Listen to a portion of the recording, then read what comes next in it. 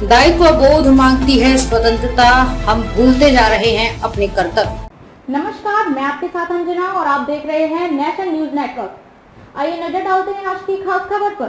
भारतीय समाज का स्वभाव और उसकी जीवन दृष्टि मूलतः धर्म से अनुप्राणित है। उसमें समष्टि चैतन्य के अभिनंदन का भाव निहित है। यहाँ हमें ये भी नहीं भूलना चाहिए कि जीवन का स्पंदन एक दूसरे से जुड़कर ही संभव होता है, क्योंकि हम जिस सृष्टि के अभिन्न अंग हैं, उसमें कुछ भी अकेला, निरपेक्ष और पूर्णतः स्वतंत्र नहीं है। सब एक दूसरे से जुड़कर ही अर्थवान होते हैं। गिरीश्वर मिश्र। स्वतंत्रता शब्द सुनकर मन में सर्वप्रथम बंधनों से मुक्ति का भाव आता है। इस स्थिति में कोई बंधन नहीं रहते और प्राणी को स्वाधीनता की अनुभूति होती है। हालांकि स्वतंत्रता निष्क्रिय शून्यता की स्थिति नहीं है। स्वतंत्रता स्वच्छंदता भी नहीं है, वो दिशाहीन नहीं हो सकती। निरुद्देश्य स्वतंत्रता कोई अर्थ नहीं रखती। थोड़ी गहराई में जाएं तो लगेगा स्वतंत्रता का वास्तविक अर्थ है अपने कार्य का दायित्व बोध, उस कार्य को दूसरों के जिम्मे न डालना, देश काल और परिस्थितियों के अनुसार कर्तव्यों का पालन करना, अपने विवेक अनुसार बिना किसी दबाव के स्वतंत्र निर्णय लेना और उसके अनुसार कार्य करना। ऐसा ना हुआ तो स्वतंत्रता बेलगाम हो जाएगी। वस्तुतः स्वतंत्रता की संस्कृति का आह्वान है कि हम अपने कार्यों को सुचारू निर्वहन पूरी उत्कृष्टता के साथ करें, तभी सृष्टि में संगति बनेगी, तभी रचनात्मकता आएगी और तभी विकास एवं उन्नति का लक्ष्य भी सधेगा। भारत ने 1947 में स्वतंत्रता प्राप्त कर अब अमृतकाल में प्रवेश किया है।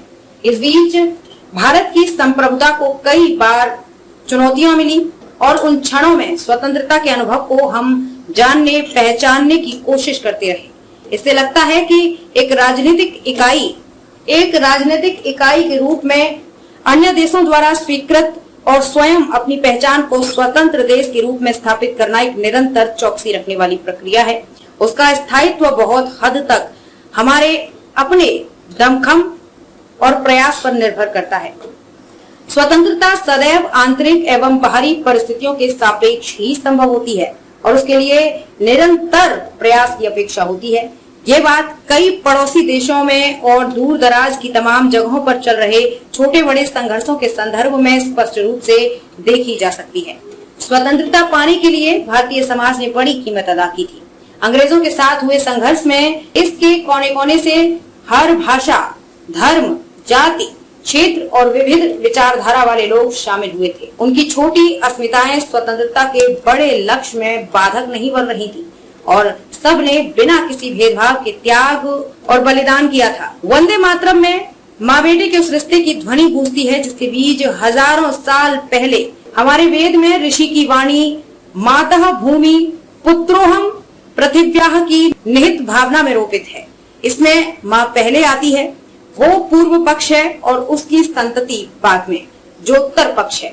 पुत्र तो जन्म से ही मातृ ऋण से बंधा होता है। ये उस राष्ट्र, राज्य, नेशन स्टेट के मसौदे से उलट है जो कुछ लोग या समुदाय मिलकर अपने उद्देश्य के लिए बनाते हैं। इस व्यवस्था में राष्ट्र या देश बाद में आता है और व्यक्ति पहले।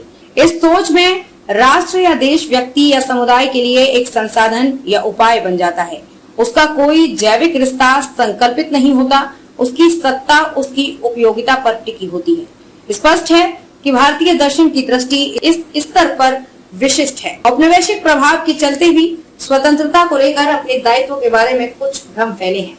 हम अधिकार की भाषा अधिक जानते हैं, संविधान में नागरिकों को दी गई स्वतंत्रताओं को तो याद रखते हैं, किंतु कर्तव्य भूलते जा रहे हैं। देश हमें क्या दे ये तो हमें याद रहता है, किंतु हम देश को क्या दें उसे विस्मृत किया जा रहा है। वर्तमान काल भारतीय समाज के लिए चुनौतियों से भरा हुआ है और पथ प्रदर्शन के पारंपरिक स्रोत सूख रहे हैं। विचार और कर्म के प्रदूषण का खतरा भी बढ़ रहा है। नैतिकता और स्वाभाविक कर्तव्य को छोड़ लोग स्वार्थ, लोभ और मुफ्तखोरी में प्रवृत्त हो रहे हैं। ये परिस्थिति निजी जीवन और समाज की प्रगति से जुड़ी गतिविधियों को बाधित कर रही है। इन सब के चलते नकारात्मकता बढ़ रही है। हम स्वतंत्रता का सतही अर्थ लगाकर अपने लिए छूट पाने के अवसर बनाने में लगे हुए हैं। लोग अपने हित के लिए रक्षा कवच के रूप में स्वतंत्रता का उपयोग करने लगे हैं।